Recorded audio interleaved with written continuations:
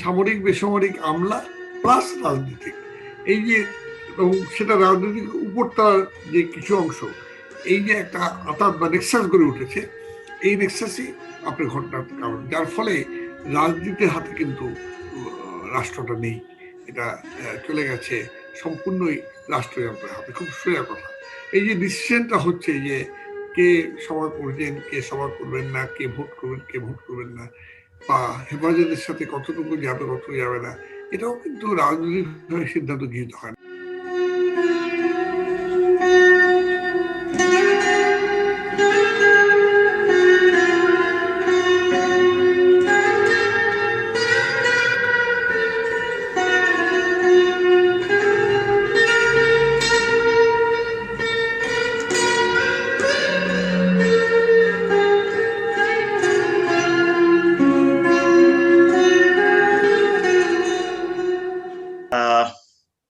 ধন্যবাদ জনাব রাশেদ খান মেনন আপনাকে আমাদের এই কথোপকথন অনুষ্ঠানে যোগ দেওয়ার জন্য।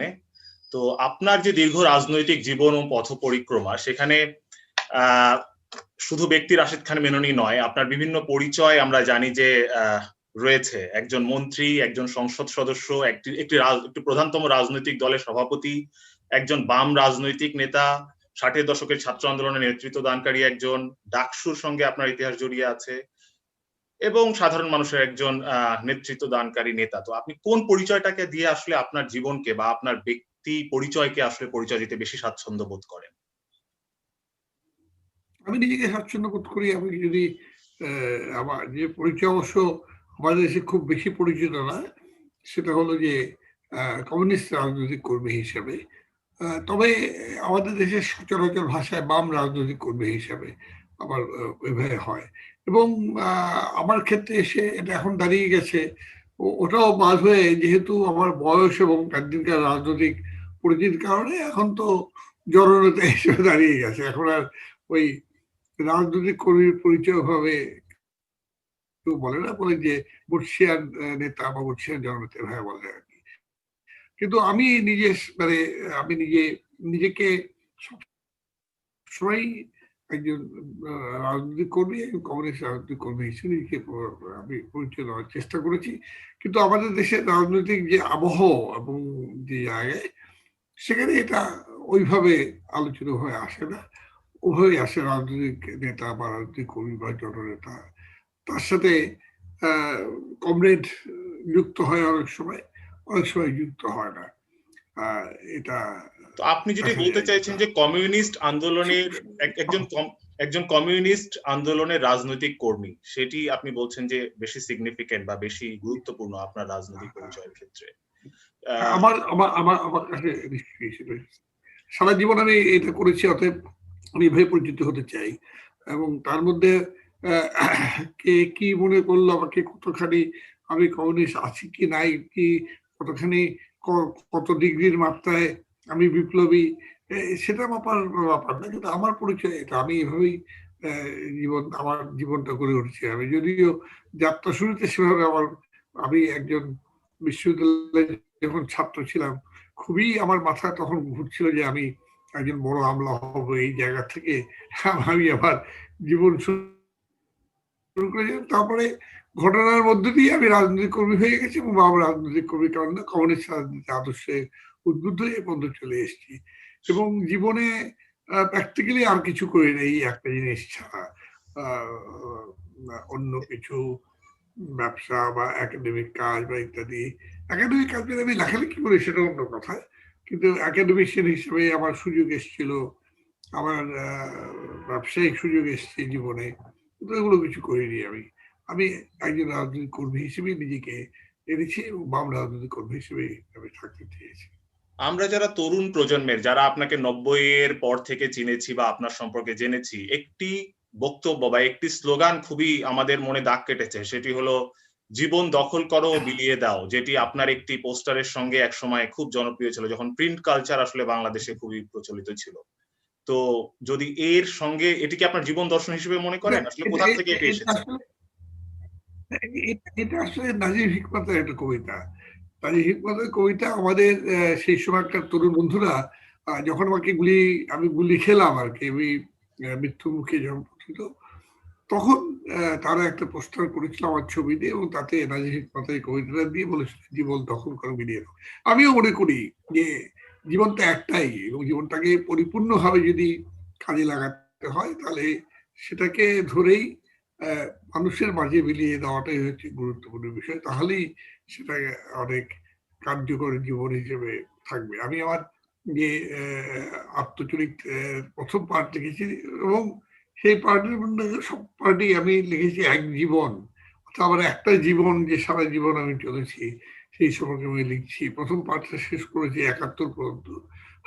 তো আমি মনে করি সে একটা জীবনই আমাদের, এবং সেই জীবনকে যদি কার্যকর ভাবে অনেকে বলেন উপভোগ, আমি বললাম যে হ্যাঁ, উপভোগ যদি করা যদি কথাটাকে তো উপভোগ করতে মানুষের মাঝে নিজেকে রেখে, মানুষের মাঝে নিজেকে বিলিয়ে দিয়ে তাহলে এটা করা যেতে পারে। তো আপনার এই যে রাজনৈতিক নেতা হয়ে ওঠা, এবং আপনি বলছেন আপনি কমিউনিস্ট আন্দোলনের কর্মী হিসেবে গড়ে উঠেছেন, এই গড়ে ওঠার পেছনে আমরা জানি যে মৌলানা আব্দুল হামিদ খান ভাসানীর একটি বড় ভূমিকা রয়েছে। আপনি যদি একটুখানি আমাদের নিয়ে যান আসলে কিভাবে আপনার জীবনে তার প্রভাব এবং সেটি পরবর্তীকালে কিভাবে আপনার ব্যক্তিত্বকে তৈরি করেছে। আসলে মোল্লা ভাসানীর যে প্রভাবটা আমাকে তৈরি করেছে সেটা কিন্তু আমার ছাত্র জীবনের পরে, তার আগে না। আমি বরঞ্চ মূলত রাজনৈতিক কর্মীতে পরিণত হয়েছি ছাত্র আন্দোলনের মধ্যে দিয়ে। প্রথমত ৬২ সামরিক শাসনবিরোধী আন্দোলন, যেটা আমাকে আমার ওই মানে একটা সুবোধ বালকের ভাবনা থেকে একটা ছাত্র আন্দোলনের কর্মী হিসেবে আমাকে দাঁড় করায় এনে তারপরে মূলত আমি একেবারেই মানে সামনে চলে আসি রাজনীতির কর্মী হিসেবে, ছাত্র আন্দোলনের কর্মী হিসেবে ৬২ শিক্ষা আন্দোলনে, এবং তারপরে প্রাতিষ্ঠানিকভাবে যখন সংগঠনের দায়িত্ব চলে এসেছে সেই হিসাবে। এবং এভাবেই তার মধ্য দিয়ে আমি কমিউনিস্ট পার্টির সাথে সংযুক্ত হই এবং কমিউনিস্ট ভাবাদর্শে সংযুক্ত হই। এবং আমার পারিবারিক একটি ঐতিহ্য ছিল যে আমার বড় ভাই সাদেক খান, তিনি প্রথম জীবনে অত্যন্ত ব্রিলিয়েন্ট স্টুডেন্ট ছিলেন। তিনি কলকাতা ইউনিভার্সিটিতে তিনি কার্তিক এবং ইন্টারমিডিয়েট দুটোতেই তিনি শীর্ষস্থান প্রথম ৪-৫ জনের মধ্যে ছিলেন, এবং অনার্স ডাবল ফিজিক্স ফিজিক্স এবং ম্যাথমেটিক্সের ডাবল অনার্স ছিল। কিন্তু তিনি মূলত তার একেবারেই বলবো যে কৈশোর যৌবন কালে এসে, অর্থাৎ যখন জাস্ট উনি ইন্টারমিডিয়েটের ছাত্র, সেই সময় থেকে কমিউনিস্ট পার্টির সাথে যুক্ত হন এবং আত্মগোপনের জীবন বেছে নেন, যার ফলে মার মৃত্যু তিনি দেখতে পারেননি। এবং ২১-এর সমস্ত আন্দোলনের পিছনে একটা তার পার্টির দায়িত্ব হিসেবে তিনি কাজ করেছেন। ছেলে যান যক্ষা হয়, এই যে পারিবারিক আমাদের মানে সূত্র, এই ধরে আমার মেজ ভাই ওবায়দুল্লাহ খান, আমার সেজ ভাই রাজুল্লাহ খান, সবাই কোনো না ভাবে এই রাজনীতিতে যুক্ত ছিল।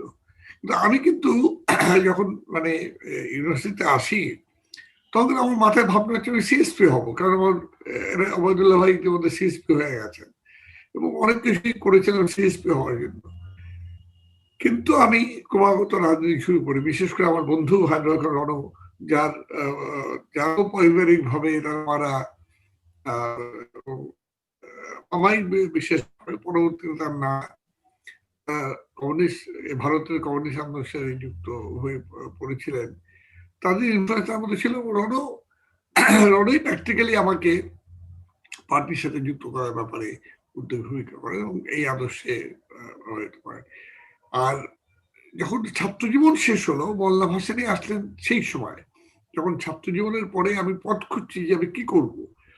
আমার তো ছাত্র আন্দোলন শেষ হয়েছে, এখন তো একটা কিছু করতে হবে। আমি জাতীয় রাজনীতিতে স্বাভাবিকভাবেই তখন জাতীয় রাজনীতির নেতা ছিলেন মোল্লা ভাসানী, ভেবেছি ন্যাপের একটি নেতা হবো। তো মোল্লা ভাসানী আমাকে ডেকে একটা কথা বললেন যে মেনন শোনো, তুমি তুমি হচ্ছে পূর্ব পাকিস্তান ছাত্র নেতা, ছাত্রের গ্রামে গ্রামে সংগঠন আছে, তোমাকে গ্রামের ছেলেমেয়েরা চেনে, তুমি হচ্ছে তার ভাষা হচ্ছে তুমি ফেরাউনের ঘরে মুসা। সুতরাং তুমি মানুষের কাছে, কৃষকের কাছে যাও, কৃষকের কাছে যদি যেতে পারো তাহলে তুমি দেখবে তুমি রাজনীতির জায়গাটা তুমি ঠিকভাবে করতে পারো। সুতরাং তুমি কৃষকের কাছে যাও, মানুষের কাছে যাও। এই যে মোল্লা ভাসানী আমাকে, এবং তারপরে তিনি হাত ধরে কার্যত আমাকে কৃষক আন্দোলনের সাথে সংযুক্ত করলেন। এই যে তার আমার সংযুক্তি, এটা আমার জীবনের মূল পরিবর্তনের আরো মানে, এখন তো ছাত্র আন্দোলন হিসেবে, ছাত্রকর্মী হিসেবে একটা কমিউনিস্ট ধারার মধ্য দিয়ে বেড়ে উঠেছি। পরবর্তীকালে মোল্লা ভাসানী আমার যেটা সবচেয়ে বড় পাওয়া হলো যে সেই কমিউনিস্ট আন্দোলনের জায়গাটা যে কৃষকের মাঝে, শ্রমিকের মাঝে, সেটা মোল্লা ভাসানী সেদিন আমাকে বলেছিলেন, এবং আমাকে তিনি নিজে হাত ধরেই কার্যত বলা যায় যে সেই জায়গায় সামনে নিয়ে এসেছিলেন। তো আমার সৌভাগ্য হয়েছিল তার নির্দেশে সন্তোষ কৃষক সম্মেলন সংগঠিত করা প্রধান সংগঠক হিসেবে, এবং একটি মাস এই সংগঠনের কাজে মোল্লা ভাসানীর সাথে আমি একত্রে ছিলাম। কেবল না, এক এক খাটে এক চোখে ঘুমিয়েছি। ফলে অনেক জিনিস আমি তার সাথে, আমি গল্পে গল্পে গল্পে গল্পে অনেক জিনিস জেনেছি আর কি।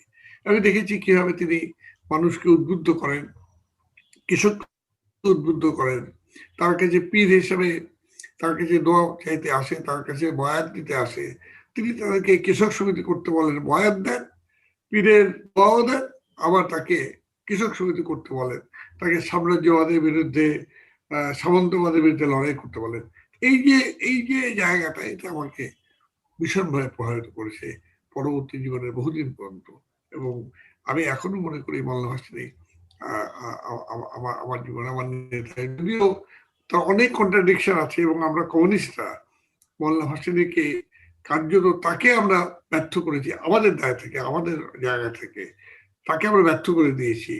তার যে অগ্রগতি, তার যে অগ্রগমিতা ছিল রাজনীতিতে, রাজনৈতিক ভাবনা চিন্তার ক্ষেত্রে, আদর্শের ক্ষেত্রে, সেটাকে আমরা বরঞ্চ কমিউনিস্টরা আমাদের নিজেদের মানে স্বার্থ আদায় করতে গিয়ে, বা আমাদের নিজেদের দ্বন্দ্ব বিবাদের মধ্যে তাকে ফেলে দিয়ে তাকে আমরা তার রাজনীতি আমরা শেষ করি, যার ফলে তিনি শেষ জীবনে ঝুঁকে পড়েছিলেন। তার প্রথম জীবনে, মাদ্রাসা জীবনের যে ব্যাপার, অর্থাৎ ওইটাও তিনি ওই রাজনীতি মিশাল দিয়ে তিনি হুকুমতে রাব্বানি, মানে এই ধরনের সংগঠনের দিকে তিনি ঝুঁকে পড়েছিলেন। না, কিন্তু কিন্তু এখানে আমি একটু গভীরে যেতে চাই। আসলে আমরা যেটা বলি যে কমিউনিস্টরা যখনই এই জায়গাগুলোতে গেছে, কিন্তু তার আগে আমি একটু বলবো যে মৌলানা ভাসানী কৃষকদের সঙ্গে যে আন্দোলনটি করেছেন বা আন্দোলনটি গড়ে তুলেছেন, সেখানে কিন্তু ইসলামের সঙ্গে কখনো দ্বন্দ্ব তৈরি হয়নি, যেটি আপনি নিজেই বলছিলেন না, যে একজন পীর হিসেবে বা একজন কৃষক নেতা হিসেবে। কিন্তু পরবর্তীকালে আপনারা যখন রাজনীতিবিদ হয়ে উঠলেন এবং আমরা দেখলাম যে বাংলাদেশে একটি অগণতান্ত্রিক প্রগতিশীল ধারা রাজনীতি তৈরি করা হয়েছে, এবং সেই প্রশ্নটি যখনই চলে আসে, তখন কেন আসলে ধর্মের সঙ্গে বা ইসলামের সঙ্গে এই মূল ধারার প্রগতিশীল রাজনীতির একটা সংঘাতের জায়গা বা দ্বন্দ্বের জায়গা তৈরি হয়। এবং মৌলানা ভাসানীর সময় কিন্তু যখন আমরা রাজপথের আন্দোলনেও দেখেছি, ইসলামকে তিনি ব্যবহার হয়তো করেননি, যেটি আমরা আজকে তথাকথিত ধর্মভিত্তিক রাজনৈতিক দলগুলোর যে সমালোচনাটি করা হয় যে তারা ধর্মকে ঢাল হিসেবে ব্যবহার করছে, হয়তো মৌলানা ভাসানীর যে আন্দোলন তখনই আমরা দেখিনি যে একেবারে খুবই নিছক ঢাল হিসেবে ব্যবহার করছে, কিন্তু ধর্মের সঙ্গে কোনো আন্দোলনেরই কোনো দ্বন্দ্ব তৈরি হয়নি। তাহলে আজকে এই দ্বন্দ্বটা বা কখন সেই দ্বন্দ্বের সূত্রপাতটা হলো বলে আপনার মনে হয়? এই দ্বন্দ্বের সূত্রপাত হয়েছে, আমি তো বললাম যে যখন কমিউনিস্টরা, প্রথমে মস্কোপন্থী কমিউনিস্টরা তাকে তাকে ত্যাগ করলো, এবং ত্যাগ করলো না কেবল, তার বিরুদ্ধে কুৎসা করলো। পরবর্তীকালে পিকিপন্থী কমিউনিস্টরা তাকে প্রথমে ব্যবহার করলো, পরবর্তী নকশাল ধারায় দীক্ষিত হয়ে তারা নিজেরাই জনগণ থেকে বিচ্ছিন্ন হয়ে গেল। তখন থেকে মোল্লা ভাসানী অনেক বেশি করে ঝুঁকে পড়লেন। তিনি বলেন, ইসলামী সমাজতন্ত্রের কথা বললেন, এবং পরবর্তীকালে ইসলামী সমাজতন্ত্র না, একেবারে চলে গেলেন হুকুমতে রাব্বানিয়া প্রতিষ্ঠা করতে, এবং তিনি রাব্বানিয়া আন্দোলন শুরু করলেন একেবারে শেষ জীবনে। এটা হচ্ছে একেবারে উনি যখন, আমি বলবো এই 74 75 76 77 74 75 76 দিক থেকে। এবং এটা করতে গিয়ে বললেন, যেমন আমাদেরকে উনি ডেকে বললেন যে তোমরা আমার কাছ থেকে দূরে চলে যাও, নিজেদের সংগঠন করো, কারণ আমি এখন যা করব তোমরা তোমরা এটা সহ্য করতে পারবে না। আমার বিষাক্ত শব্দটা গুলো বলেছিলেন, আমার বিষাক্ত নিঃশ্বাসের কাছ থেকে তোমরা দূরে চলে যাও। এবং আমাদেরকে ডেকে বললেন যে তোমরা নিজের সংগঠন করো। তারপর তো আমরা বেরিয়ে এসে আমরা ইউপিপি করলাম, যদি তোমরা ইতিহাস জেনে থাকো বাংলাদেশ পরবর্তীকালে। সুতরাং এই যে ব্যাপারটা, এটা মোল্লার জীবনে পরিবর্তন হয়েছে বটেই। কিন্তু বাংলাদেশ পরবর্তী বলার আগে আমি আরেকটু যেতে চাই যে বাংলাদেশ পূর্ববর্তী সময়ে যখন বঙ্গবন্ধুর রাজনীতিতেও আমরা দেখি যে যখন একদম তৃণমূলে আপনি যাচ্ছেন, যখন জনমানুষের মধ্যে প্রবেশ করছেন, তখন কিন্তু জরুরি নয় যে ধর্মটাকে আপনি বারবার, যে তথাকথিত আমরা আবারও বলছি যে নারায়ে তকবীর স্লোগান যদি কেউ দিয়ে একটা কৃষক আন্দোলন গড়ে তোলে, সেখানে খুব খুব সমস্যা কি এই জিনিসটা ছিল 60 বা 70-এর দশকে, যে জয় বাংলা বা নারায়ে তকবীর একসঙ্গে উচ্চারিত হতে কোনো সমস্যা ছিল? মানে আমি একটু আপনার কাছ থেকে ইতিহাসটা জানতে চাই 60 এবং 70 দশকে মজা হচ্ছে ইসলামকে কিভাবে মানে ইসলামকে আজকে বলছি যেভাবে সে আদারিং সময়, করা হয়, মেনন মেনন ভাই, আমি এই জায়গাটা একটু আলাদা করেই বলতে চাই যে আমি ইসলামকে বলছি আজকে সে সময়, আপনি খেয়াল করে দেখবে সে সময় কিন্তু ইভেন কৃষক আন্দোলন, মোল্লা ভাসানীর যে আন্দোলন, সেখানে কিন্তু কখনো নারায়ে তাকবীর আল্লাহু আকবার হয়নি। এটা হতো না, তখনকার দিনে আন্দোলন এটা হতো না। এটা একমাত্র মুসলিম লীগ অথবা এরা করতো, কিন্তু বাদ বাকিরা নারায়ে তাকবীর আল্লাহু আকবারের কথা কিন্তু কখনোই বলতো না।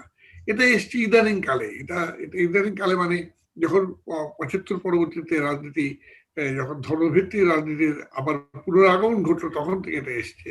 বিসমিল্লাহ যখন পুনঃপ্রবর্তন হলো, তখন এটা এসছে, এটা এসছে। কিন্তু তখন যেহেতু পাকিস্তান আমলে ফাইটটাই ছিল মানে ধর্মের ব্যবহারের বিরুদ্ধে, কারণ তারা ফতোয়া দিয়ে বলেছে যে মুসলিম লীগকে ভোট না দিলে মসজিদ ভেঙে দেওয়ার সামিল হয়ে যাবে, এই ধরনের ফতোয়া তারা দিত। সুতরাং সবসময় ধর্মের ধর্ম ব্যবসায়ী বা ধর্মবাদী ব্যক্তি বা দলের সাথে একটা পার্থক্যকরণ থাকতো, যার ফলে সাধারণভাবে কিন্তু আমি মোল্লা ভাসানী কৃষক সমিতি এত বড় বড় সম্মেলন করেছি,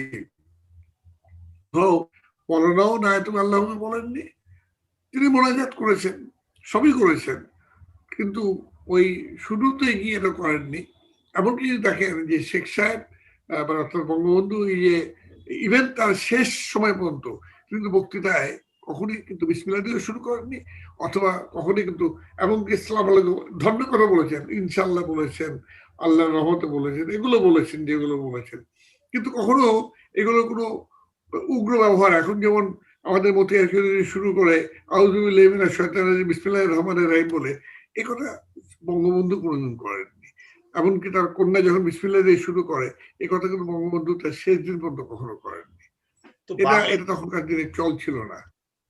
আপনি যেটি বলতে চাইছেন যে রাজনৈতিক আন্দোলনে একটি খুবই সতর্ক এবং খুবই সচেতন একটা জায়গা ছিল যে ধর্মের ব্যবহার না করা, কিন্তু বাংলাদেশ সৃষ্টির যে আন্দোলন, সেই আন্দোলনটাকে যদি আমরা জনমানুষের আন্দোলন হিসেবে দেখি, এবং একটি হচ্ছে জনমানুষের আন্দোলন, আর একটি হচ্ছে যারা আপনারা রাষ্ট্রের কাঠামো কি হবে, ধর্মনিরপেক্ষতা সংবিধানে হবে কি হবে না, এই প্রশ্নগুলো নিয়ে যখন কাজ করা হচ্ছে, যদি কেউ আপনাকে এই প্রশ্নটি করে বা আমি যদি করি যে আপনার কি মনে হয় যে সংবিধানে লিখে দেয়া যে ধর্মনিরপেক্ষতা এবং বাংলাদেশ সৃষ্টির সঙ্গে সঙ্গে সেটি একটি প্রকল্প, সেই প্রকল্পটি বাস্তবায়ন করতে হতো নতুন বাংলাদেশে, সেই জায়গাতে সেই জায়গাটা কি আসলে থমকে গেছে বা হয়নি? বা আপনার কি মনে হয় যে ধর্মনিরপেক্ষতাটা একটা রাজনৈতিক দর্শন বা একটা আগ্রহের বা আকাঙ্ক্ষার জায়গা ছিল, কিন্তু জনমানুষের মধ্যে সেটি নিয়ে যে কাজ করা প্রয়োজন ছিল, সেটিতে দুর্বলতা রয়ে গেছে কোথাও? এটা আমি বলছি, এটা তুমি শুনতে পাচ্ছ? হ্যাঁ, তো শুনতে পাচ্ছি না। ডিস্টার্ব করছে মনে হয়। আমি যেটা বলছি যে ধর্মনিরপেক্ষ আদর্শ কিন্তু মুক্তিযুদ্ধের মধ্যে দিয়ে বেরিয়ে এসছে। আমরা কিন্তু, ভারতও কিন্তু তখন কোনো ধর্মনিরপেক্ষতা নেয়নি। ভারত কিন্তু ধর্মনিরপেক্ষ নিয়েছে ৭৫ সালের পরে, ৭৬ সালে সম্ভবত, যখন তারা এটা নিয়েছে, সেকুলারিজমের কথা যেটা বলেছে, এটা কিন্তু তখনও ছিল না। কিন্তু আমি যেটা বলছি, এটা মুক্তিযুদ্ধের মধ্যে দিয়ে মূলত এসছে, এবং মুক্তিযুদ্ধের মধ্যে দিয়ে এসছে। মুক্তিযুদ্ধে দুটো কাজ হতো, একটা যারা যুদ্ধ করে তারা কিন্তু ইয়ালি বলে ডাক দিয়ে যুদ্ধ করতো, এমনকি ইয়া আল্লাহ বলে যুদ্ধ করতো, কিন্তু কখনোই এটাকে প্রধান করে কখনো দেখেনি, তাদের বিশ্বাসের অঙ্গ হিসেবে দেখেছি, কিন্তু এটাকে একেবারে রাজনীতির জায়গা থেকে আনতে রাখেনি।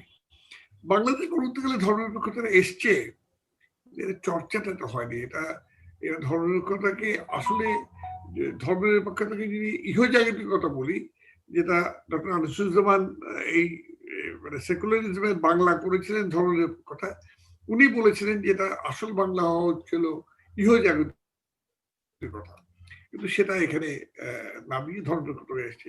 এই যে ধর্মনিরপেক্ষতা কথাটা, এটা মিসকনস্টিটিউট হয়েছে, কারণ বাংলাদেশ পরবর্তীকালে ইমিডিয়েট আফটার একটা তো ছিল একটা আন্ডার কারেন্ট, তো সবসময় ধর্মভিত্তিক একটা বিষয় আন্ডার কারেন্ট কাজ করেছে। যারা পরাজিত শক্তি ছিল তারা সবসময় বলেছে দেখো একটা ধর্মহীন দেশ হয়ে গেল, ইত্যাদি ইত্যাদি।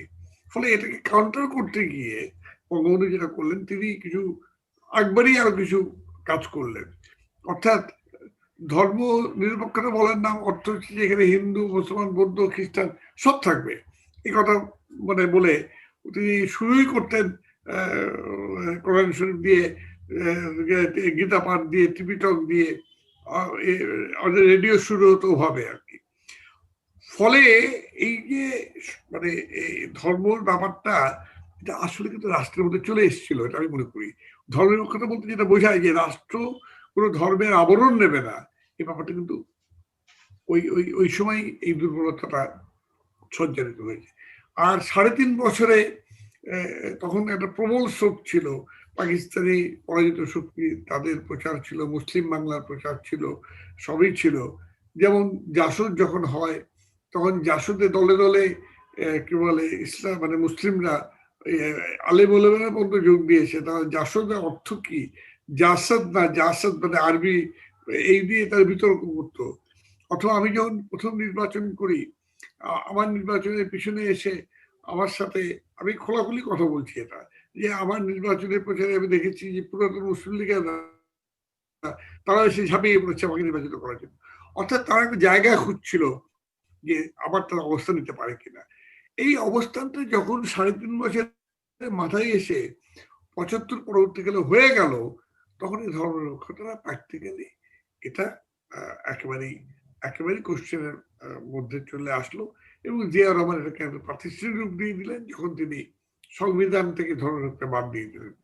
ফলে এটা নয় যে এটা খুব একটা ওয়েল মিনিং স্লোগান ছিল না, ওয়েল মিনিং স্লোগান ছিল বটেই, রাষ্ট্রের ভিত্তি ছিল, কিন্তু এটা ৩.৫ বছরের মাথায় এর দৃঢ়তা নিয়ে যে গ্রথিত হবে মানুষের মধ্যে, সেটা হয়নি, ও উল্টো হয়েছে। তার একটা বড় কারণও আছে। কারণ হলো ওই সময় যে হতাশাগুলো সৃষ্টি হলো মানুষের মধ্যে, মানুষ কোথায় আশ্রয় নেবে, ধর্মের মধ্যে আশ্রয় নেওয়ার চেষ্টা করেছে এবং ধর্মের মধ্যে চলে গেছে। হয় গাঁজাবাদ ভাগে গেছে, না ধর্মের মধ্যে গেছে। ইয়াংরা গেছে সশস্ত্র সংগ্রামে, আর যারা একটু মধ্যবয়সী তারা গেছে ধর্মের দিকে। এই তো আমাদের চোখের সামনে দেখেছি আমরা। আর ৭৫ পরবর্তীকাল তো এটা চলে এসছে। এর মধ্যে তো একটা ইসলামিক উত্থান ঘটেছে সারা বিশ্বে। সেটা ৯০ বা ৮০-৮০ দশক এবং না, এটা হলো ৭০-এর শেষ ভাগ থেকে শুরু করে সারা বিশ্বে আমি কথা বলছি যে ইরানে ইসলামিক রেভলিউশন না, এটা সূত্রপাত মূলত ইসলামিক রেভলিউশন ইন ইরান, এর থেকে এটা প্রথম সূত্রপাত ঘটে। এবং এরা সেই দিক থেকে আমি বলবো যে প্রকৃত ধর্মনিরপেক্ষ রাষ্ট্র ছিল ইরাক।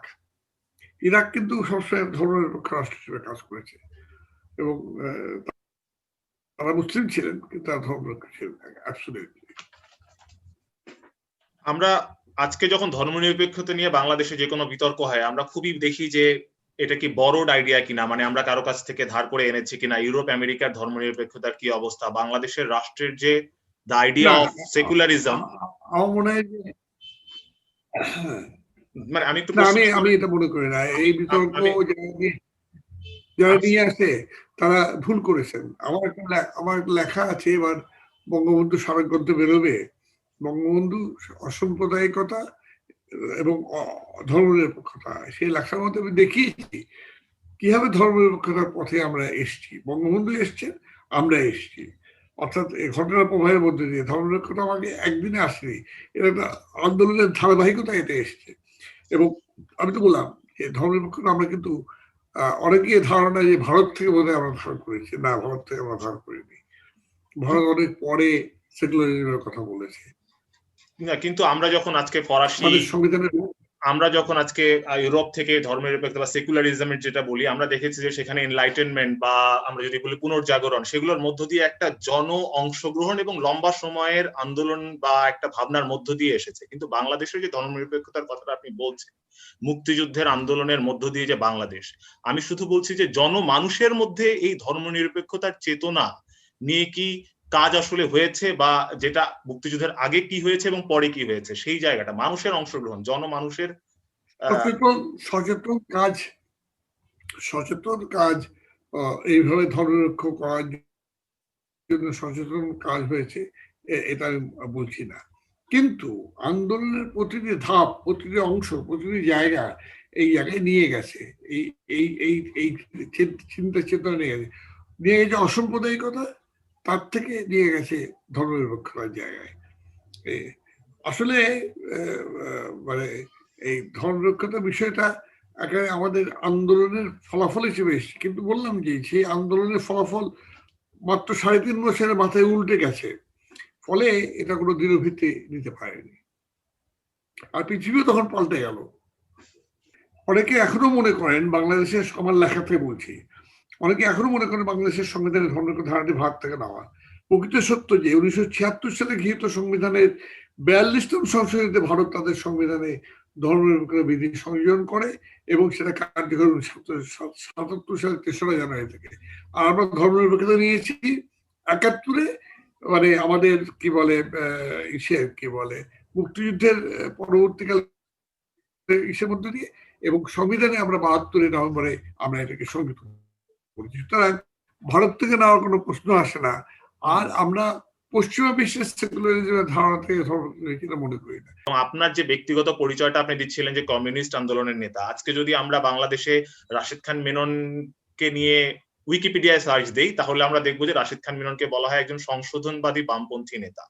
তো আমরা বলি যে মতাদর্শের রাজনীতি, তো কমিউনিস্ট নেতা হিসেবে নিশ্চয়ই আপনি মতাদর্শের রাজনীতি করেন, কিন্তু মতাদর্শের রাজনীতি করতে গিয়ে আমরা বলি যে মতাদর্শের রাজনীতির সঙ্গে কিন্তু মানুষের যোগ এবং স্থানীয় যে প্রেক্ষাপট, মানে আমরা বলি যে লোকাল যে কনটেক্সট, সেই স্থানীয় প্রেক্ষাপটকে এবং তার ইতিহাস, সংস্কৃতি এবং যে বিভিন্ন সামাজিক বিষয় রয়েছে সেগুলোকে যদি আপনি প্রাধান্য না দেন, বা সেগুলোকে যদি আপনি আপনার বিবেচনার মধ্যে না নেন, তাহলে এই মতাদর্শ অনেকটাই চাপিয়ে দেওয়ার মতো।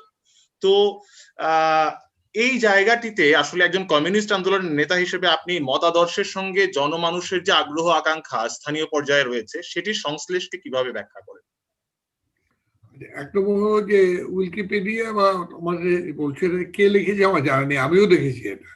আর তুমি যেটা বলছো তো বটেই, মতাদর্শ তো উপর থেকে চাপিয়ে দিলেই তো মতাদর্শ হয় না। মতাদর্শটা এটা স্ট্রাগলের মধ্যে দিয়ে আসে, এবং এই দেশে যখন এই মতাদর্শের বিষয়টি এসছে প্রতিবারই কিন্তু সংগ্রামের মধ্যে থেকে।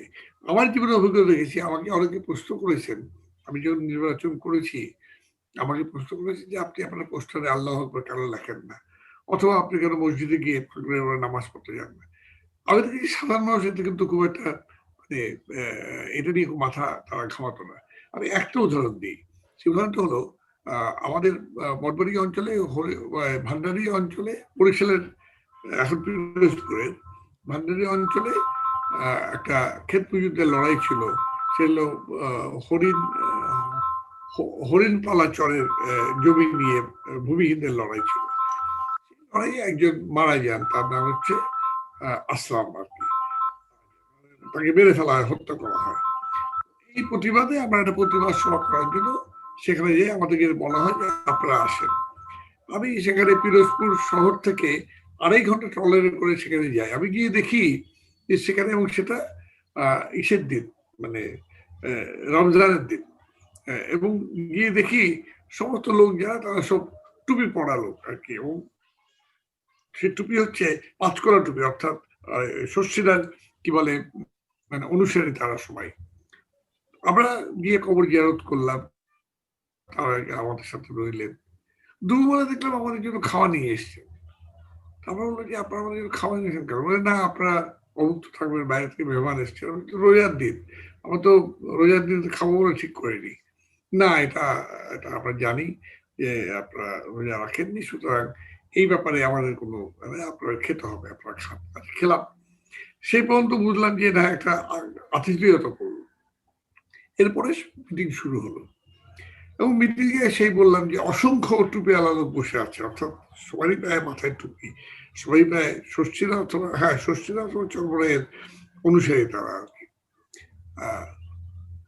তো এই যখন আমি বক্তৃতা করতে উঠেছি তার কিছুক্ষণ পরে আজান পড়ে গেছে।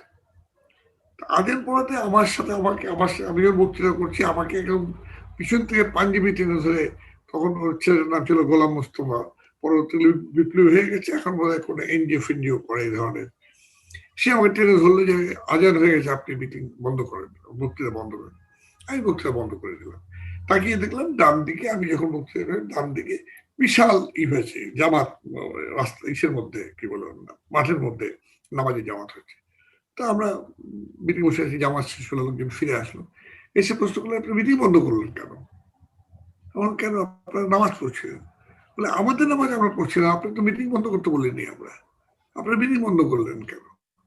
এবং মানে আমি কমপ্লিটলি স্টান্ড যে তারা এটা বলছে আর কি। এবং এটা আমার জীবনে আমি বহুবার দেখেছি, একটা আন্দোলন সংগ্রাম যখন থাকে তার সাথে মিলিয়ে যদি আমি দেখি তাহলে বিষয়গুলো এভাবে হয়ে যায়। যে কারণেই আমাদের তেভাগা আন্দোলনে, বিশেষ করে নওগাঁ অঞ্চলে কিছুতেই কমিউনাল ডিভিশন করতে পারেনি ব্রিটিশরা অথবা পাকিস্তানিরা, because of the fact that এটা কৃষকের একটা স্ট্রাগল ছিল।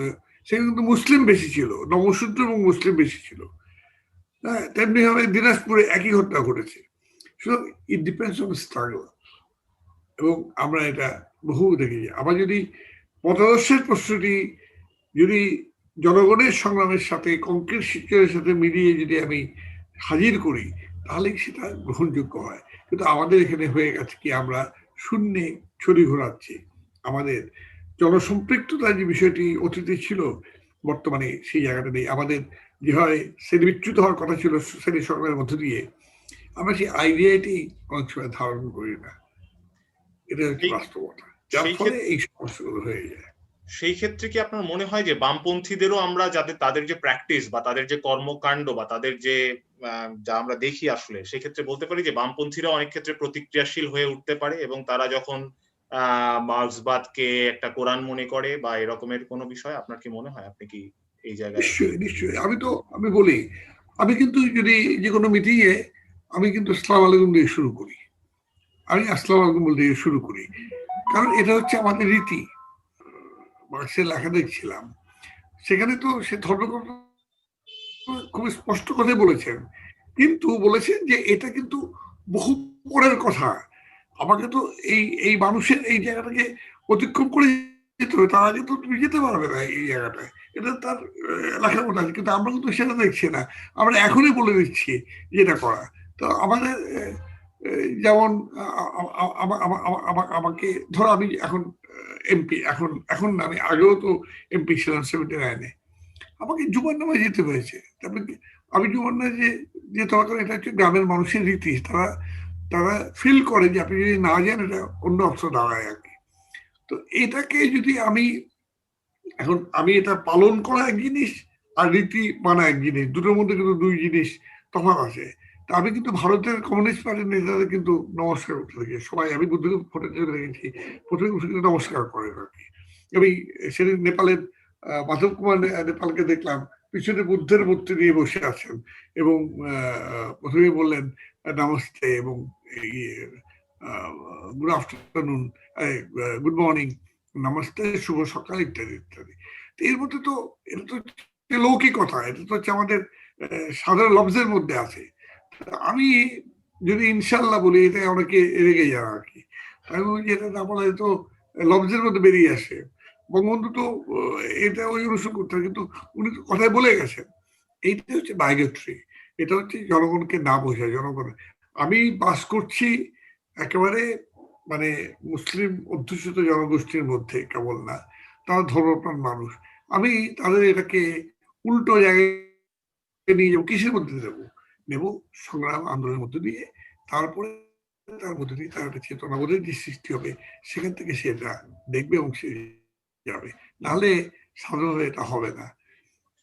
এই যে সংকটটি আমরা দেখছি যে বাংলাদেশের তথাকথিত যারা নিজেদেরকে মার্ক্সবাদী মতাদর্শিক আন্দোলনের নেতা হিসেবে মনে করেন, তারা যেমন এই কপি পেস্টই করে থাকেন অথবা মনে করে থাকেন যে হ্যাঁ, মার্ক্সবাদ হচ্ছে কোরআন, এটাকে অক্ষরে অক্ষরে পালন করতে হবে। আমরা যদি ওখান থেকে সরে এসে একটু তরুণ বা ছাত্র আন্দোলন বা শিক্ষা আন্দোলনে দেখি, তাহলে দেখবো যে অনেক প্রচলিত শিক্ষা আন্দোলনের নেতাকর্মীরাও যারা বিভিন্ন ছাত্র সংগঠনের দায়িত্বে রয়েছেন, তারা ছাত্র আন্দোলনের যে 60-এর দশকের ঐতিহ্য সেটিকে কপি পেস্ট করে, বা 90-এর দশকের যে ঐতিহ্য সেটিকে কপি পেস্ট করে 21 শতকের ছাত্র আন্দোলন বা শিক্ষার আন্দোলন গড়ে তুলতে চান।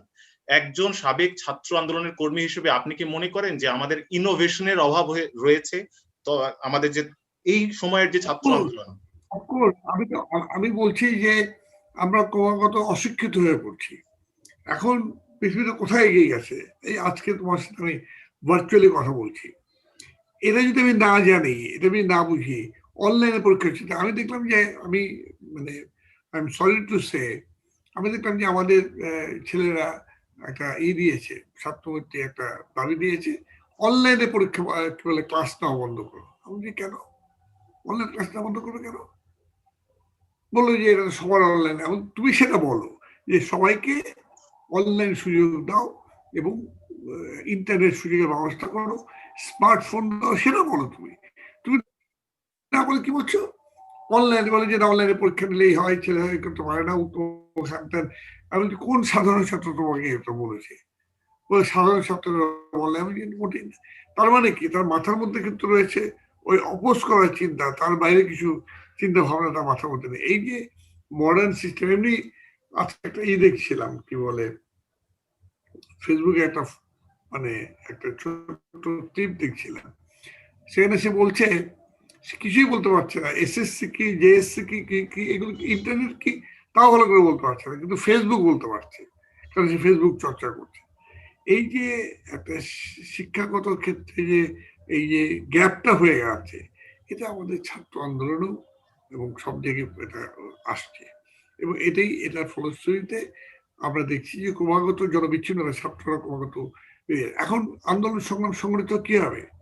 পাশ্চাত্য দেশে তো সবটাই ইসের মাধ্যমে হয়, ফেসবুকের মাধ্যমে হয়, সোশ্যাল মিডিয়া অথবা ইন্টারনেটের মাধ্যমে, হ্যাঁ, সোশ্যাল মিডিয়ার মাধ্যমে হয়।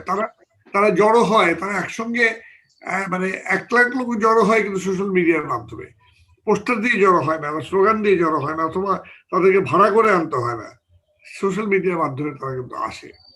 সেখানেই বলছি যে ওই শিক্ষাঙ্গনে যে আন্দোলন, যে ধর্মঘট করে ফেলবো, পোস্টার ব্যানার ফেস্টুন জ্বালিয়ে দাও, পুড়িয়ে দাও এর যে রাজনীতি, সেটি কিন্তু অনেক ক্ষেত্রেই বয়কট আসলে হয়েছে। এবং সাধারণ ছাত্ররা, আমরা সম্প্রতি সময়ে বাংলাদেশে নিরাপদ সড়ক আন্দোলন দেখেছি বা শিক্ষার অনেক আন্দোলন দেখেছি, সেখানে কিন্তু ছাত্ররা আন্দোলন গড়ে তুলেছে অনেক ইনোভেটিভ ভাবে। সেখান থেকে কিন্তু তারা মূলধারার ছাত্র সংগঠনগুলোকে অনেকটা বলেছে যে না, আপনারা দূরে থাকুন প্লিজ।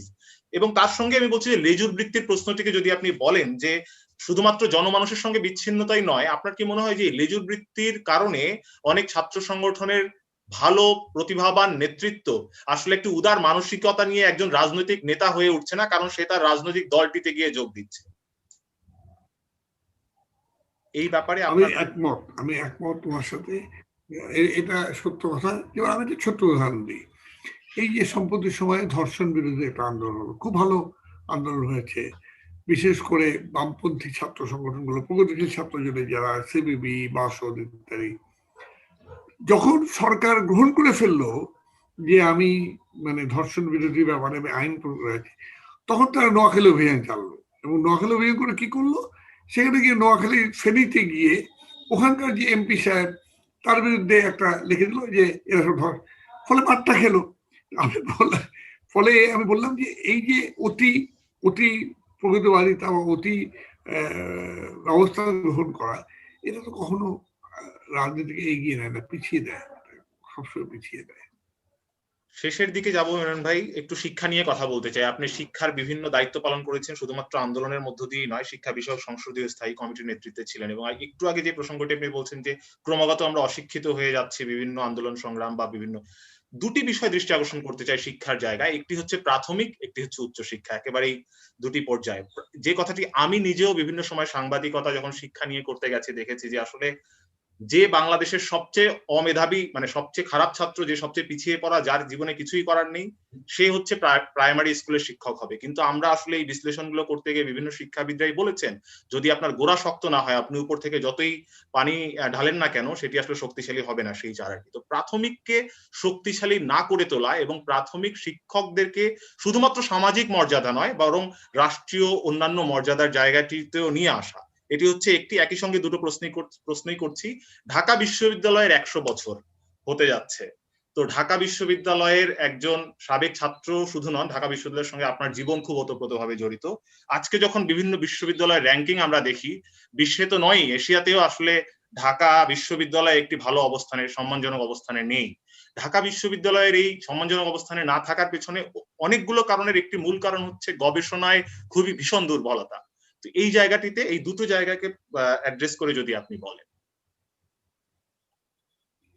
প্রথমত আমি সবসময় বলে এসেছি, আমি যখন শিক্ষা এসেছিলাম, যেহেতু যদিও প্রাথমিক শিক্ষা আলাদা ছিল, কিন্তু যখন আমি ছিলাম তখন বলে এসেছি যে প্রাইমারি টিচারদের এটা চাকরি না, এটা লেখাপড়ার জন্য হবে। সুতরাং বিশ্ববিদ্যালয়ের ছাত্রদেরকে যারা লেখাপড়া করে পাশ করেছে, বিএমএ পাস, তাদেরকেই প্রাইমারি স্কুলে দিতে হবে। ইন্টারমিডিয়েট পাস, ম্যাট্রিক পাস, গুরু ট্রেনিং দিয়ে প্রাইমারি স্কুল হয় না, কারণ প্রাইমারি স্কুলের চেয়ে কনসেপ্টই পাল্টে গেছে। প্রাইমারি স্কুলের টিচারকে দিয়ে আমি ইনুমারেশন করাবো, ভোটার লিস্ট করাবো, এই করাবো সেই করাবো, এটা এটা কখনোই প্রাইমারি স্কুলের দায়িত্ব না। এটা সামাজিক মর্যাদা দান অথবা বেতন বৃদ্ধি, এই প্রশ্নটা না। এটা হচ্ছে বেসিক জায়গা থেকে ঠিক করতে হবে। কিন্তু আমাদের উপর্যুপরি শিক্ষামন্ত্রী, প্রাথমিক শিক্ষামন্ত্রী বটেই, এরা কিন্তু এই কাজটা কখনই করছে বলে আমার মনে হয়। আমাদের দেশে এই আইডিয়ার অভাবটা খুব বড় হয়ে কাজ করেছে বলে আমি এটা মনে করেছি। যদিও শিক্ষা কমিশন রিপোর্টের মধ্যে কথাগুলো কিন্তু আছে, কিন্তু এটা হয়নি, এবং এমনকি একটা শিক্ষা আইনের হয়নি। এক, আর ঢাকা বিশ্ববিদ্যালয় তো আমি বলবো যে এখানে একসময় ডক্টর আবু মাহমুদ আমাদের শ্রদ্ধেয় শিক্ষক ছিলেন, তিনি বলতেন যে দেখো তোমাদের বিশ্ববিদ্যালয় তো থাকবে না। বলে কেন? বলে যে রাত্রি তুমি যদি বিশ্ববিদ্যালয়ে আবাসিক এলাকায় আসো, দেখবে যে রাত্রি 10টার পর আলো নিভে গেছে।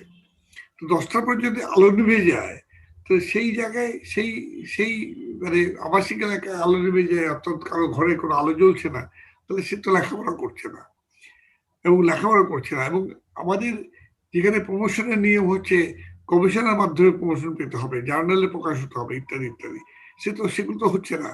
এবং যেভাবে শিক্ষক নিয়োগ হচ্ছে এই পদ্ধতি ঠিক না। তৃতীয় হচ্ছে গবেষণার জন্য এনাফ ফান্ড এখানে নেই, কোনো ফান্ডিং এটা হয় না। এবং আমাদের দেশের কর্পোরেট গুলো, অন্য দেশে কিন্তু কর্পোরেট গুলো ফান্ডিং করে এই সমস্ত বিষয়ে, এবং বিভিন্ন ফাউন্ডেশন গুলো ফান্ডিং করে, আমাদের এই কাজগুলো এখানে করা নেই। সুতরাং এই জায়গাটায় এই গবেষণার অভাবটা আমাদের কাজ হচ্ছে। প্রথম কথা হচ্ছে বিশ্ববিদ্যালয়ের শিক্ষককে যদি তাকে প্রমোশন পেতে হয়, লেকচার থেকে অ্যাসিস্ট্যান্ট প্রফেসর, তাকে নিশ্চয়ই মানে তার গবেষণা থাকতে হবে এবং গবেষণা এই করতে হবে। এই যে বাধ্যকতাটা আগে ছিল, এই বাধ্যকতাটাকে আবার পুনঃস্থাপন করা ছাড়া এর পথ নেই। এবং এখানে মূল দায়ী হচ্ছে টিচারদের পলিটিক্সের ব্যাপারটা মূল দায়ী। এই জন্য আমি শিক্ষা কমিটির এই হিসেবে কি বলে সংসদ কমিটির চেয়ারম্যান হিসাবে আমি যে 2007 সালের যে আর্মির সাথে যে ঘটনার যে তদন্ত করেছিলাম, তার একটা রিপোর্ট দিয়েছিলাম আমি। সেই রিপোর্টে আমি কিন্তু 1973 সালের আইনটাকে সংশোধন করতে বলেছিলাম। এটাকে এখন এটা সংশোধন করতে হবে, এটাকে এভাবে ছেড়ে দিয়ে রেখে গেলে চলবে না। এটাকে সংশোধন না করলে আপনি কিন্তু প্রকৃত শিক্ষক পাবেন না, প্রকৃত গবেষক বিশ্ববিদ্যালয় পাবেন না। এটা কিন্তু আমার রিকমেন্ডেশনে ছিল। তো ওটা তো কোল্ড স্টোরেজে চলে গেছে, কারণ শিক্ষকরা নিজেদের ইন্টারেস্ট আছে, সুতরাং এই ইন্টারেস্ট থেকে তারা করবে না।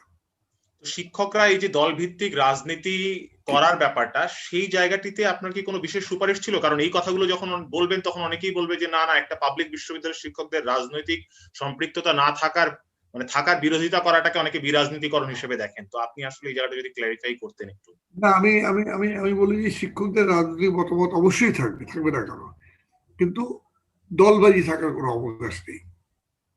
এই যে দলবাজি, যেটা এইটা হয়তো রিসেন্ট পাস্টের ব্যাপার। এই দলবাজি তো কখনোই ছিল না। আগেও শিক্ষক সমিতির নির্বাচন হয়েছে, সবকিছু হয়েছে, কিন্তু দলবাজি হয়নি। এখন তো শিক্ষক নিয়োগ হয় ভোটার হিসাব করে, ভোটের হিসেবে শিক্ষক নিয়োগ তো হতে পারে না। আমরা আলোচনা শেষ করব সমকালীন রাজনীতির 14 দল নিয়ে, কারণ আপনি সাম্প্রতিক সময়ে আসলে 14 দলের বিষয় নিয়ে বলেছেন এবং যে 23 দফার ভিত্তিতে আসলে আপনারা ঐক্যবদ্ধ হয়েছেন। একটি কথা আপনি বিভিন্ন সময়ে বলেছেন 2008 সালের আগে, যে রাষ্ট্রযন্ত্রে আমরা বাংলাদেশের যে সংকটগুলো দেখছি, মৌলবাদ, সাম্প্রদায়িকতা এবং সাম্রাজ্যবাদ বিরোধী যে লড়াই আপনারা বলেছেন যে রাষ্ট্র ক্ষমতায় কেন আসাটা জরুরি।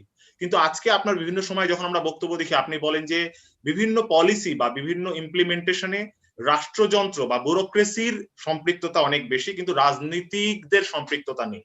তো এখন কি ঘটনাটা আসলে উল্টে গেছে 10-12 বছর পরে এসে, যে রাষ্ট্রযন্ত্রে আপনারা আছেন কিন্তু আসলে আপনারা আসলে কিছু করতে পারছেন? 10-12 বছর পরে না, এটা আগেই শুরু হয়েছে।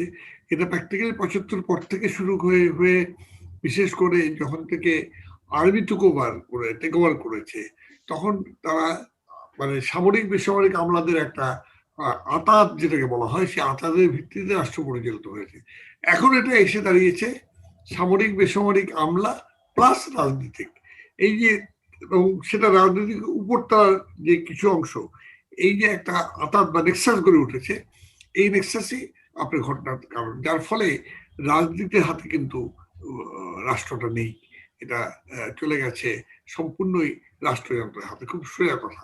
এই যে ডিসিশনটা হচ্ছে যে কে সভা করবেন, কে সভা করবেন না, কে ভোট করবেন, কে ভোট করবেন না, বা হেফাজতের সাথে কতটুকু যাবে, কতটুকু যাবে না, এটাও কিন্তু রাজনৈতিক সিদ্ধান্ত গৃহীত হয় না। আমি যখন আওয়ামী লীগকে জিজ্ঞেস করি আপনারা কি কখনো আলোচনা করেন যে হেফাজতের সাথে রিলেশনের ব্যাপারটা কি, তাদের কিন্তু কোনো জবাব থাকে না। কেবলমাত্র তাদের নেত্রী আছেন, নেত্রী যা বলেন তার হুকুম শুনছেন। কিন্তু আমি জানি যে এই সমস্ত আঘাতগুলো হয়েছে থ্রু মিলিটারি অ্যান্ড কি বলে মানে ব্যুরোক্রেসি অ্যান্ড সিভিল ব্যুরোক্রেসির মাধ্যমে। ফলে রাজনীতিটা রাজনীতির হাতে নেই। আপনারা যখন আত্মসমালোচনা করেন, আপনার কি মনে হয় তাহলে এই রাষ্ট্র ক্ষমতায় এসে আওয়ামী লীগের সঙ্গে যে আপনারা জোটবদ্ধভাবে নির্বাচন করে ক্ষমতায় এসেছেন, সেটিতে আসলে কোনো লাভ হয়েছে? যদি এইভাবে লাভ আপনাকে তো হয়েছে বটেই, লাভ হয়েছে। আমরা কতগুলো বিষয় আমরা তো করতে পেরেছি। সেটা হলো যে আমাদের সেই সময় কতগুলো মানে কমিটমেন্ট ছিল, সেই কমিটমেন্ট একটা বড় কমিটমেন্ট ছিল যে রাজনীতিতে মৌলবাদ সাম্প্রদায়িকতাকে আমরা মানে উচ্ছেদ করবো। উচ্ছেদ না করতে পারলেও তাদেরকে কোণঠাসা করতে পেরেছি আমরা। যুদ্ধবিধির বিচারটা হয়েছে, জামাতকে ব্যাক বেঞ্চ পাঠিয়ে দেওয়া হয়েছে, যদিও তারা সেখান থেকে সংগঠিত হচ্ছে, আবার ঘুরে দাঁড়ানোর চেষ্টা করছে। আমরা পরাজিত করতে পারি নাই, আমরা তাদেরকে যেটাকে বলা হয় মানে পুশব্যাক করেছি আর কি। এটা তো একটা বড় ধরনের সাফল্য, নাহলে একদিন মতো বাংলাদেশের চেহারাটাই পাল্টে যেত। তো সেটা হয়েছে। সেকেন্ড আরেকটা জিনিস হয়েছে, সেটা হচ্ছে যে পিপুল অনেক বেশি সচেতন হয়েছে এখন কিন্তু, এবং তারা নিজেদের জায়গাটা বসে, যে কারণে এখন আর ডাক দিলেই জান দিয়ে ঝাঁপ দিয়ে পড়বে না। খেয়াল করে দেখেন যে বিএনপি বহু চেষ্টা করছে কিন্তু কেউ ঝাঁপ দিয়ে পড়ছে না। তো তেমনি আগামীকাল আওয়ামী লীগ যখন এই ধরনের জায়গায় যাবে তখন কেউ ঝাঁপ দিয়ে পড়বে না। সুতরাং নতুন রাজনৈতিক মানে জায়গা তৈরি হচ্ছে বলে আমার নিজের ধারণা, এবং সেটাই সামনের দিনে নতুন প্রজন্ম যদি সেটাকে ব্যবহার করতে পারে বা সেটাকে নিয়ে যেতে পারে, তাহলে এটা দাঁড়াবে এসে। তবে আমি এখনো খুব একটা বেশি সম্ভাবনা মানে জায়গা দেখছি না, এই কারণে যারাই বা আসছে তারাও ওই বৃত্তের মধ্যে আবার ঘুরপাক খাচ্ছে বলে আমার নিজের ধারণা। যেমন আমি যদি ইয়াংদের মধ্যে দেখি, গণসংহতি আন্দোলনের তাদের প্রমিজিং জায়গা বলে মনে হয়েছিল, কিন্তু ওই একই বৃত্তের মধ্যে তারা পড়ে গেছে বাম আন্দোলনের। আবার ওদিকে ডাকসুর নুরু ছাত্র অধিকার নিয়ে একটা আন্দোলনের নাড়া দিয়ে গেল এবং বেশ হলো মানুষের কাছে, কিন্তু এখন এসে দেখা যাচ্ছে ওই যে ধর্মভিত্তিক রাজনীতির সাথে একটা আঘাত করে চলার একটা প্রচেষ্টা, এই জায়গাটা কিন্তু বেরিয়ে এসছে। ফলে খুব পরিষ্কার, আমরা যেমন 60-এর দশকে একটা পরিষ্কার রাজনীতিতে বেরিয়ে এসেছিলাম, এবং সেখানে কোনো রাজনৈতিক দলের ইনফ্লুয়েন্স কিন্তু আমাদের আটকাতে পারেনি। আমরা বেরিয়ে এসেছিলাম, বেরিয়ে এসে বরঞ্চ আমরা রাজনৈতিক দলকে সেই জায়গায় নিয়ে গেছি। আমার রাজনৈতিক নেতারাও আমার নিজেদেরকে সংযুক্ত করেছেন সেই জায়গায়, এবং তারা, আমি বলবো এই দিক থেকে আমি মোল্লা হোসেনকে একজন মডার্ন নেতা মনে করি, বঙ্গবন্ধুকে আরো মডার্ন নেতা মনে করি। তারা ওই বাস্তবতাকে জানতেন, তার তরুণদের আকাঙ্ক্ষা বুঝতেন এবং জানতেন বলে তারুণ্যের সাথে নিজেদেরকে সম্পৃক্ত করেছেন। জেনারেশন গ্যাপটা তারা হতে দেননি। আমাদের এখানে এখন জেনারেশন গ্যাপ হয়ে গেছে। আমি আশা করি তারপরও যে নতুন প্রজন্ম, অবশ্য নতুন বাস্তবতা একেবারেই আলাদা। এখানে ইন্টারনেট, চতুর্থ শিল্প বিপ্লব, কত কিছু দাঁড়িয়ে গেছে। এই কংক্রিট সিচুয়েশনে কি করতে হবে এটাও নতুন করে ভাবার বিষয় তো বটেই। আমি সেখানে সেদিন দেখছিলাম যে চীনের শি জিনপিং কি বলে তাদের পার্টির পলিট ব্যুরোর তারা মার্ক্সবাদ অধ্যয়ন করছে আবার, অর্থাৎ তারা খোঁজার চেষ্টা করছে যে কোন জায়গায় কিভাবে করতে হবে, এবং এবং আলোচনা করছে। তো আমি আমি একদম মানে তাদের আলোচনা দেখেছি, আমার খুব লেগেছে, অবাক লেগেছে যে আজকে তারা, আমরা কিন্তু সে করছি না, আমরা ওই যে আমাদের কবে পড়ে এসেছিলাম এবং সেই জায়গাটাই এখন পর্যন্ত ধরে বসে আছি, এখনো ধরে বসে আছি। এটাকে যে বিকশিত করা, এটাকে যে ডেভেলপ করা, এটাকে যে সামনে নিয়ে আসা, কংক্রিটের সাথে ইন্টিগ্রেট করা, এই জায়গাটা করতে পারি। আমি নিজেও তার মধ্যে একজন, আমি আমার নিজেকে বাদ দিয়ে বলি না, আমি তার মধ্যে একজন।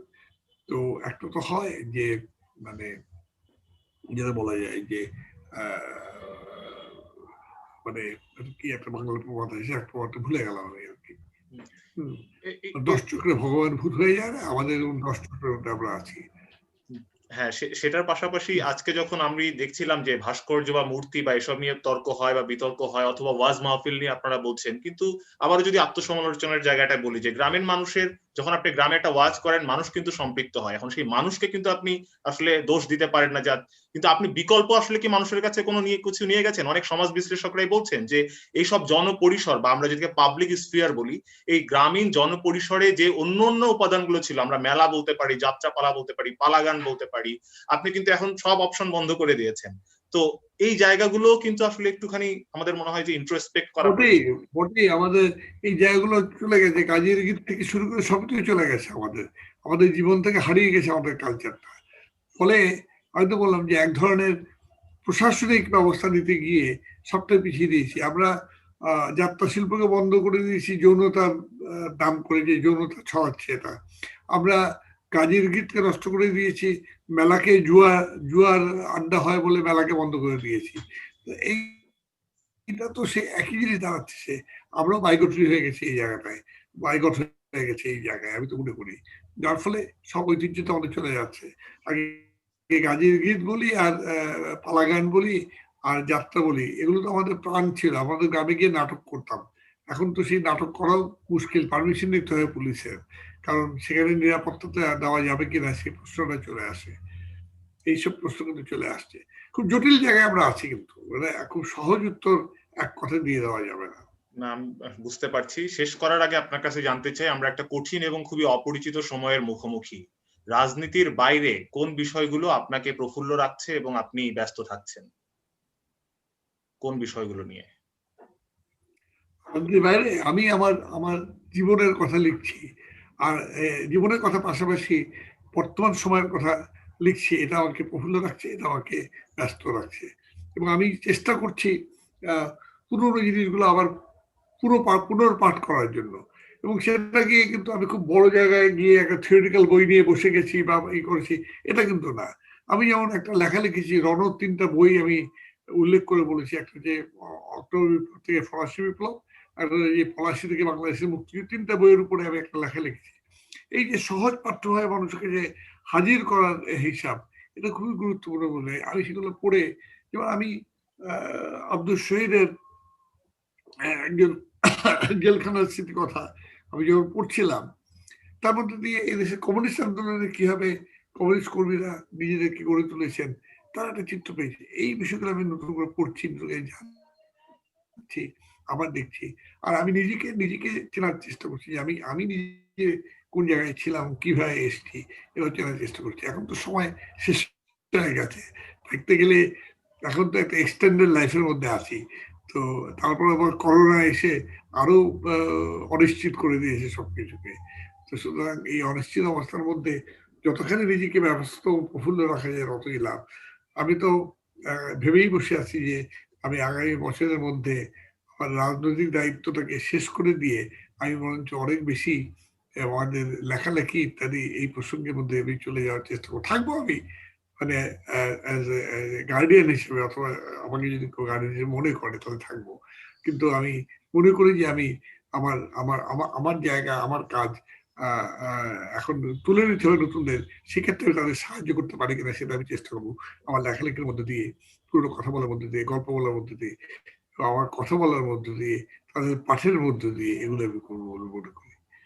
জি, এইভাবে আমি নিজেকে ধন্যবাদ এই আলোচনায় যুক্ত হওয়ার জন্য। আপনার সুস্বাস্থ্য কামনা করে শেষ করছি আজকের আলোচনা।